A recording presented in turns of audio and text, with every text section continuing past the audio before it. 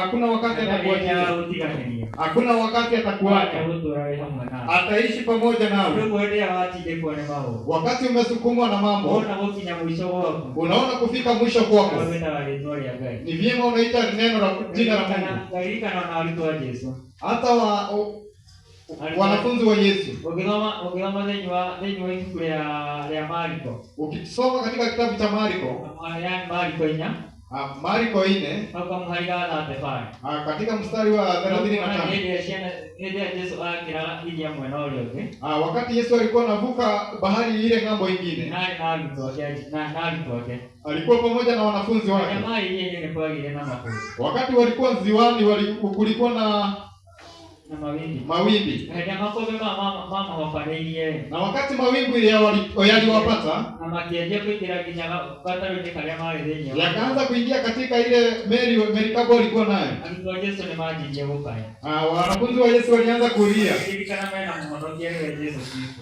wakakumbuka walikuwa na Mwokozi ambaye ni Yesu Kristo. Na wakati walienda mahali alipokuwa amelala, wakamwamsha, wakamwambia, sisi ni kuisha tunaisha, na wewe umelala tu.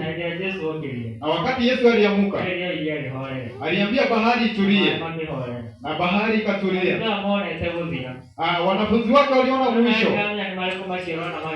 Hata wewe sijui ni yapi unaona yakikumaliza. Wewe jua kuna Yesu mbinguni ambaye alikufa kwa ajili yetu. Na anasema wakati tunamuita, anatusikiza na atatubariki zaidi.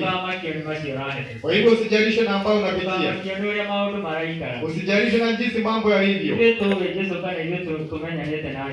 Sisi tunaomjua Yesu ama tunamjua Yesu, anagoja tu tumuite. Kwa hivyo hiyo ulichukua nafasi yako, na mimi nitafuta nafasi yangu.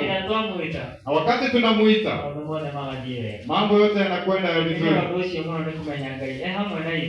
kwa sababu Mungu akiwa pamoja nasi, hakuna jambo linaweza tushinda. Nilikuwa nasoma maandiko mengine, naona wakati mji wa Nineve ulikosea Mungu, na Mungu akafika mahali atatuma na Jona. Wakati Jona alitumwa, alikataa kwenda, na akaenda mji mwingine. Ila Mungu hakumwacha afike mahali alikuwa anaenda. Akatolewa, akarushwa kwa maji. Wakati alitupwa kwa maji, alimezwa na samaki. Naye Yona akaona yeye mwisho wake, lakini akakumbuka ombi moja. Ukisoma katika Yona 2, hiyo yote ni kuomba aliomba. Anaambia Mungu, ninakuita, na wakati nilikuwa kwa shida nilikuita, na ukanisikia, na ukaniokoa.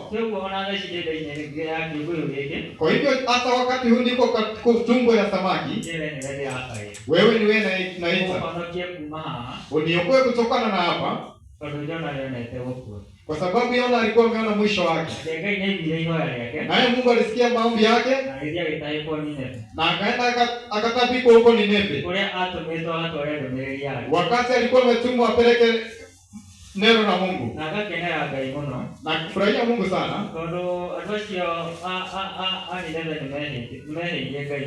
kwa sababu wale watu wa Nineve walikuwa wamekosea Mungu, na Mungu akaona atume mtumishi wake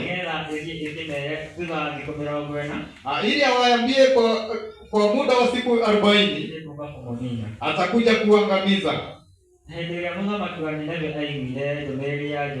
Na wakati mfalme wa Nineve alisikia maneno ya Jona, alisikia uchungu mwingi sana, akabeba ile jambo na uzito. Kwa sababu ya jambo lile,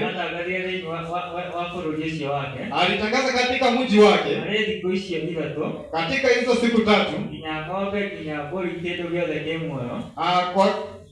kiumbe chote kilicho uhai, hakuna kitu kitakula ama kukunywa. Wakatoka kwa barabara wakavaa magunia, wakajipakanisha, kuonyeshana huzuni yao mbele ya Mungu. Wakajitoa mbele ya Mungu, wakaomba Mungu. Ananena katika Jona 3.